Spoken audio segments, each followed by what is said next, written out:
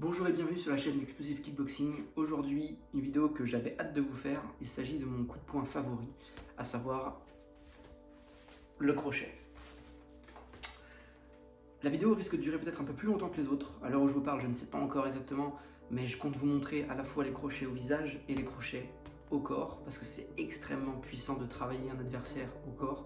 Ça lui coupe les jambes, et ça peut permettre même un KO technique, c'est-à-dire que le mec, sans être au sol, est quand même hors de combat. Il peut plus continuer, plus de souffle, plus rien, donc voilà, ce qu'on appelle un TKO. Aujourd'hui, j'ai mis mes chaussures de boxe anglaise, du coup, puisque c'est ce que je pratique, pour avoir de meilleurs appuis, parce que sur un crochet, il faut être ancré dans le sol, puisqu'on va aller chercher l'énergie, vous verrez, de chaque côté, suivant la frappe qu'on va effectuer, à gauche ou à droite. Et donc, les chaussures de boxe anglaise sont prévues justement pour avoir des bons appuis. Il y a les chaussures qui sont peut-être un peu plus légères pour les outboxers, ceux qui vont boxer avec un jeu de jambes en tournant autour de l'autre. Moi, je suis quelqu'un qui est ancré dans le sol, un petit peu de la même manière que Mike Tyson. Donc, c'est pas une boxe aérienne, c'est une boxe, voilà, moi je suis petit. On est vraiment à l'intérieur du combat, ce qu'on appelle un lean fight. Donc, les chaussures de boxe anglaise sont vraiment prévues pour ça, en tout cas les miennes le sont, pour avoir des parfaits appuis, aucune glissade. Vraiment, on est ancré bien dans le sol pour vous montrer le crochet tel que moi, en tout cas, je l'effectue. On va travailler au sac, parce que le crochet est un coup de poing très puissant, c'est un coup de finition bien souvent d'ailleurs. Et il faut bien vous rendre compte de la distance à laquelle on va l'effectuer, parce qu'il y a une variante, les crochets longs, mais c'est pas ce qu'on va voir aujourd'hui, sinon la vidéo va durer une demi-heure. Mais il faut savoir que les crochets longs, voilà, se font bras complètement distendus, alors que le crochet, tel que moi je le fais, c'est vraiment le crochet comme ça, très très court, quand on est vraiment à côté de l'autre, c'est-à-dire que on est dans une situation de corps à corps, d'échange de coups. Voilà, là il m'envoie des coups comme ça, et je réplique très très court. Je ne vais pas faire la patate du forain en allant chercher à Marrakech un peu de puissance pour pouvoir revenir, parce que ça, certains le font. Moi je le vois arriver à 10 km, je roule dessous et moi je ressors. Donc le but c'est que ça, c'est puissant, mais c'est très mauvais, c'est très très mauvais. Donc généralement un crochet se prépare en allant chercher et vous cacher un petit peu. Donc là je vous montre un crochet du roi, ce qu'on appelle le hook, hein, voilà, donc rear hook, crochet arrière, lead hook, crochet avant. Comme ça il n'y a pas de gauche ou droite, c'est toujours votre bras avant, votre bras arrière, à la fois pour les gauchers et les droitiers, on parle le même langage. Donc on est ici, hop, c'est ce mouvement-là qu'il va falloir travailler énormément. C'est presque un slip, vous verrez ça dans la vidéo sur les esquives. Un slip, c'est donc, je glisse sur, là en l'occurrence sur le jab. L'adversaire envoie un jab, et en fait je glisse avec mon épaule qui me protège le menton. Je glisse. Mais pour un crochet, c'est moins accentué que pour une vraie esquive. Parce qu'en fait, là, on va chercher à faire une frappe. Donc, on vient juste chercher un petit peu de puissance. Vous voyez, là, j'ai ma pointe de compas qui, hop, je visse un tout petit peu. Ça me permet de mettre mon épaule sur le devant. Je protège du coup tout mon abdomen.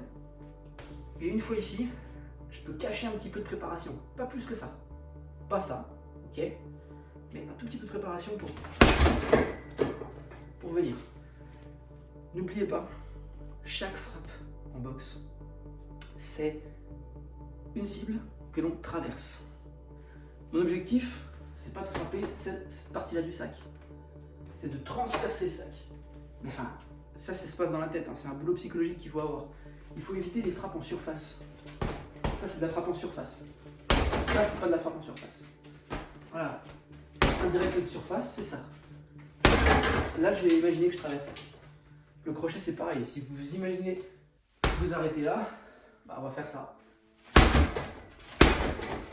C'est bien, mais c'est pas suffisamment bien. Moi, ce que je veux, c'est... Voilà. Là, j'ai imaginé mon poing traverser. Tout à l'heure, sur José, je vais vous le montrer. Je vais frapper au menton. Vous allez voir que mon poing ne va pas s'arrêter. Il va poursuivre son trajet. Sur un sac, on peut pas, parce qu'évidemment, c'est costaud. Donc, on travaille dans la tête. Là-bas, on aura la démonstration visuelle. Pour l'instant, on travaille le crochet arrière. Donc ça va être votre bras le plus puissant. Donc ça va vraiment être un coup de finition. Prise de risque supplémentaire, il faudra être plus près. Pourquoi? Parce que c'est votre bras arrière, vous êtes plus loin. J'ai moins de portée avec celui-ci qu'avec mon bras gauche, évidemment. Mon bras avant. Donc, il faut s'approcher de l'autre. D'où le fait d'être sur un échange de coups. On ne fait pas un crochet quand on est à distance de jab. Parce que là, voilà, il va se passer ce problème-là. Vous allez faire ce qu'on appelle la technique du moulin à vent, qui permet de donner un petit peu d'air à votre adversaire. C'est super, c'est très gentil en tout cas. Ouais. Puis vous prenez un KO derrière, fantastique. Donc, on connaît ces distances. Voilà. Là, on a distance de crochet. Là, non. Crochet long, oui. Vous voyez? Crochet long, oui. Surface d'impact. Ce qu'on appelle en japonais les deux premiers kento. C'est vos deux premières grosses phalanges qui sont là. Bah, ça représente cette surface-là du gant. J'insiste, voilà, cette surface-là du gant, pourquoi? Parce qu'on ne vient surtout pas slapper l'autre. Voyez ça? Ou frapper avec les bouts de doigts ici, là. Ça, c'est pas un crochet. Hein. Ça c'est pas un crochet, c'est une grosse baffe. C'est pas du tout ce qu'on veut. D'ailleurs, à titre d'information, vous faites ça dans une compétition, c'est comme une pénalité. Hein. Mettre des baffes à l'adversaire, ça fonctionne pas. Il y a deux écoles pour le crochet et pour plein d'autres techniques. En fait, soit vous frappez paume vers le sol. Regardez bien mes pieds aussi. Hein.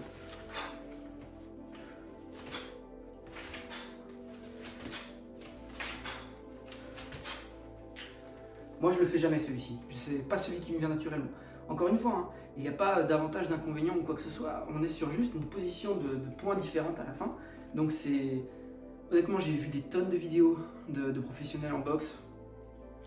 Tout le monde s'accorde à dire, faites comme c'est le mieux pour vous. Le mieux pour moi, par rapport à ma garde, ma morphologie, tout, c'est de partir paume vers soi. Voilà, je suis paume vers moi.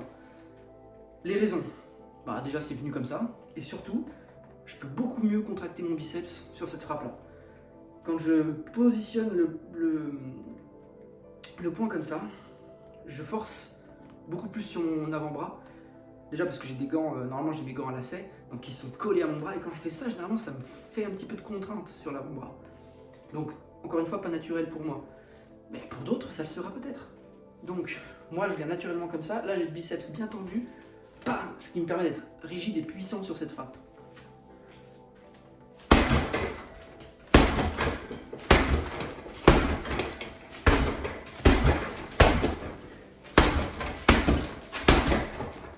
Voilà, beaucoup mieux comme ça. Alors que là, j'ai l'impression que je pourrais moins appuyer mes frappes. Je sais pas, ça marche moins. Donc à vous de voir, à vous d'essayer, mais n'essayez pas dans le vent. Dans le vent, on ne se rend pas compte.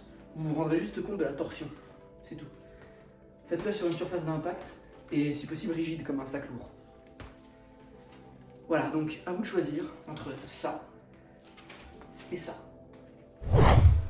Le but, c'est de pouvoir combiner tout ce qu'on en a appris également. Donc comment se combine un crochet à tout ce qu'on connaît? C'est très simple. Jab, jab, crochet droit, jab, hook. Hop, viens aller chercher au corps.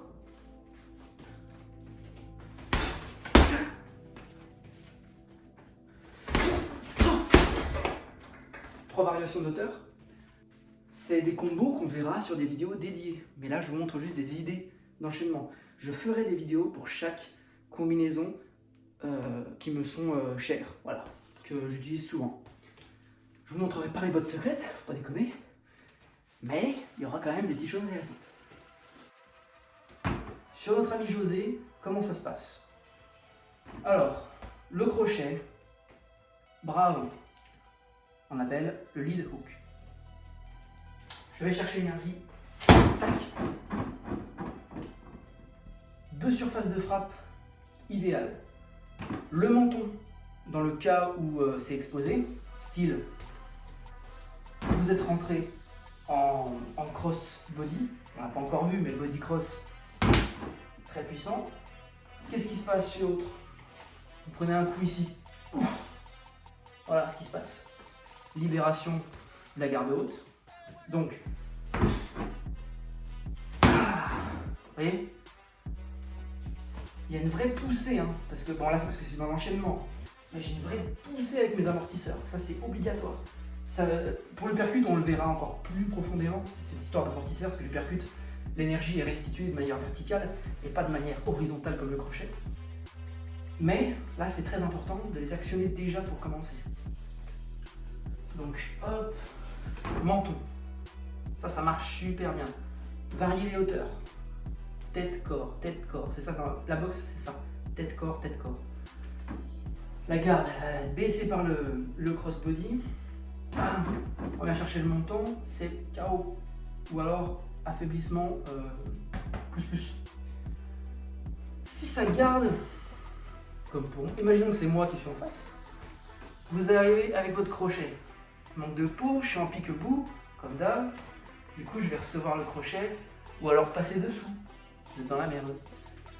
Comment faire du coup pour m'avoir? Eh ben, on peut déjà m'amadouer un petit peu au corps. Et là, si je continue d'avoir cette petite garde en resserrant les coudes, mon menton est toujours pas libéré.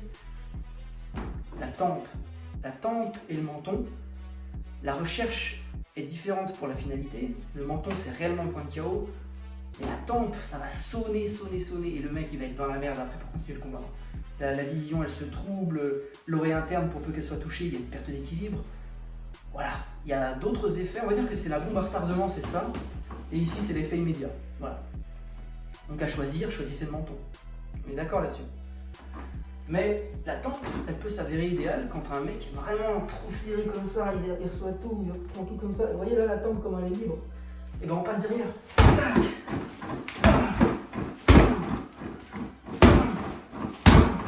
Voilà. Ah là ça se court. Là je vous dis. Là je suis avec des gants de 16 onces. Donc si je mets mes gants de compétition, j'arrache le petit José. L'objectif c'est de comprendre ce qu'on fait. Comprendre le crochet, dans quel but il est utilisé, à quel moment il faut l'utiliser. Pour ça il faut comprendre les réactions de l'autre. Donc pour comprendre les réactions de l'autre, il faut voir la base. C'est pour ça que je ne vais pas commencer à vous faire des enchaînements où je pars de super loin, où j'arrive et où on se dit, bah, ça nous, c'est facile. Non. Le mec, s'il est serré comme ça, votre crochet, il va péter dans la garde et ça n'aura pas d'effet. Ça va secouer, c'est tout. Et si l'autre il encaisse bien, ça va même pas trop le secouer. Il faut libérer. Le crochet ne peut pas être fait en coup unique sur quelqu'un qui est prêt. Parce que vous n'allez pas avoir l'effet escompté. Si le gars il est prêt et qu'il passe dessous, moi je le fais tout le temps ça. Quand je vois un crochet arriver de l'espace, une patate de forain comme on appelle ça, voilà le mec il est là, il est comme ça, il me fait ça. Mais je vous l'exagère pas. Ou alors il pèse ça. Voilà, ça c'est. Je vous parlais un peu plus tôt dans les vidéos des énormes coups de téléphone qu'on peut donner avant de faire un coup. Typiquement, vous êtes comme ça et vous voyez un mec faire ça, soit il vous balance un uppercut, soit s'il part un peu vers l'arrière, il vous met un crochet quoi. Et ça, c'est super facile à voir. Vous verrez qu'un mec qui fait ça, déjà rien que ça, moi j'ai tendance des fois à accentuer à ce point-là, sauf que j'ai préparé le mec avant, je l'ai un petit peu attendri, hein, avec des petites choses comme ça, et hop, vous voyez, c'est pas pareil que de commencer comme ça. Si vous commencez comme ça, moi je le vois arriver, je roule dessous. Voilà, je le vois arriver, je roule dessus, et c'est moi qui rentre. Donc, c'est pareil. Là, mon maintien de frappe, il a pas de bras, pas me faire très mal. Mais imaginez ce qui peut arriver, imaginez, toujours. Ne faites pas des coups dans un scénario idéal, ça n'est jamais le cas. On attendrit. Est-ce que ça, ce serait logique de faire ça? Ça pourrait l'être.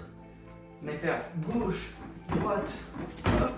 Si le mec, il a vu les deux trucs, enfin il a pris le jab en pleine gueule, il y a de fortes chances pour qu'il se protège du direct, parce qu'il sait que ça lui est venu dans la tronche, donc c'est réflexe, hein, les réflexes humains, ça va être il va se mettre comme ça, bam. Votre crochet au menton, il passera pas, il va péter dans la garde aussi.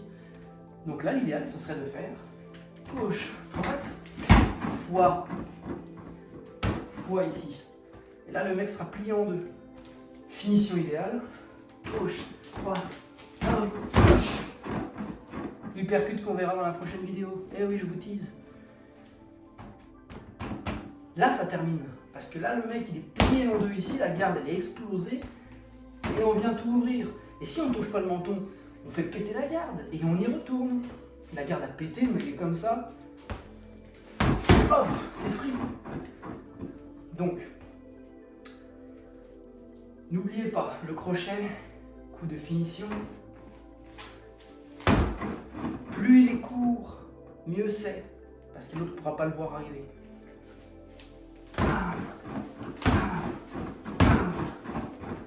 Je vais vous introduire un concept, ça s'appelle les drills. J'aurais du mal à vous traduire ça en français. Je vais plutôt vous l'expliquer. Les drills, c'est pour moi, déjà c'est un truc que je faisais à l'armée, pour le peu que j'y suis resté en tout cas, c'est des répétitions d'exercices, des répétitions, pour qu'à la fin on puisse se restituer le maximum. Le premier drill que j'aurais au crochet, ce serait de faire cet exercice de chercher la puissance, venir, je prends de la puissance ici, je reviens. Et chaque frappe, là vous tapez pas comme un teubé comme ça, là si vous faites ça, voilà, déjà là on met des tartes, on met des tartes au gars, il n'y a rien qui est bon. Voilà, si vous faites ça, c'est très mauvais. Pareil, le crochet, certains vont faire, j'ai vu des mecs avec des années d'expérience le faire, ouvrir le poing pour venir crocheter comme ça à la fin. Vous allez vous leutrer l'épaule et le poignet va y passer. Il n'y a rien qui bouge, c'est pas du ping-pong. Bon sang, on fait de la boxe là, ok? Donc il n'y a pas de mouvement de poignet. On est solide. Voilà. Je quitte pas l'adversaire des yeux, là je le vois toujours ici, je le vois s'il m'envoie un truc, bam, je peux me barrer.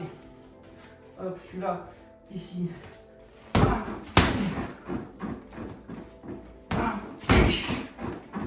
Vous avez vu mes jambes, elles bougent à mort. Hein. Là je suis désaxé.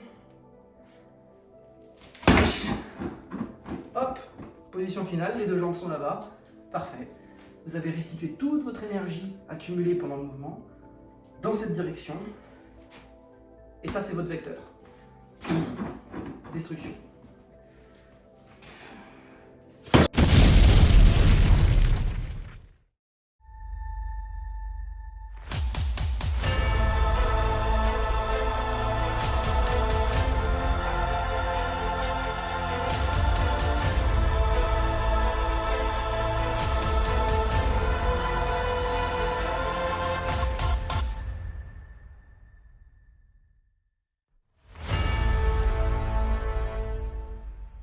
Voilà. À bientôt pour une prochaine vidéo sur Explosive Kickboxing. Et entraînez-vous bien.